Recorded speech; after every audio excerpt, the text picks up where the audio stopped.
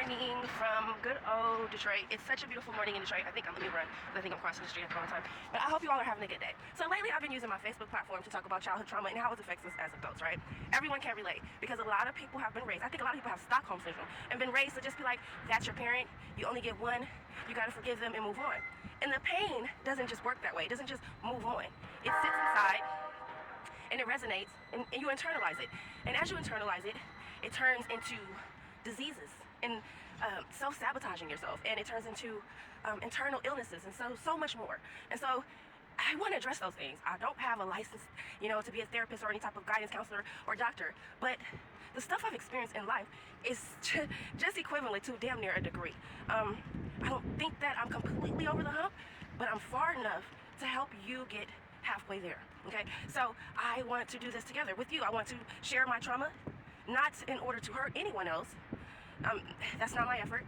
My effort is simply to help you heal, because you may not understand why this feels this way, what's going on with you, and it's time to get a better understanding of it all. And that's all I'm here to do. And I'm providing you a safe place where you can relate to people, where you can vent to people and they won't belittle your pain and tell you to just brush it off and just move on and do those things that have been so hard for you to do already. Sometimes you have lived that way. You have brushed it off. You have ignored it. You have belittled it. You have just moved on. And something triggers it. Something in your adult life happens that triggers it and makes you realize, I'm not as healed as I thought it was. And something like that happened to me. And what it was me allowing others to continue to do things to me that I didn't allow my family to no longer do. And I was like, why am I opening this door for them that I closed for people that I already love so much? And so it made me analyze myself, and I start digging within, and I start going to counseling, because I don't think I'm perfect. I don't think that I can fix this on my own. And so with that being said, with the many books I read and all the counseling I've had, I think I'm ready to provide a safe place for a demographic of women like me. Everyone didn't come from the same beginnings. And so I'm an inner city, what you would call ghetto bougie girl, hood girl, but I'm hood because of my trauma.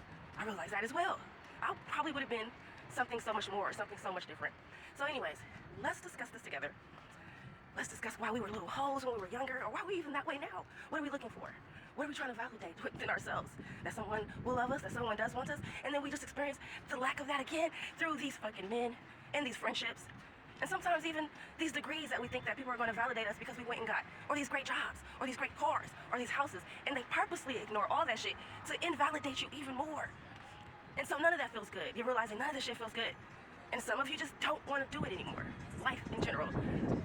Let's talk about it. This is a place you won't be judged for saying anything, for saying you don't want to live today, for saying that you're tired, for saying that you hate someone, for saying that you hate yourself, for saying that you're mad, that you want to be happy, that you're tired of being whatever. This is a safe place. So connect with your people in your tribe this year. As this new year starts, let's start the new year the right way. Some people started with a great diet, working out, stop drinking, stop smoking. Let's start our new year healing. Oh, it's so cold. I hope my nose is not running, but I just really had to make this video before I get to work, and I hope you guys have a great day.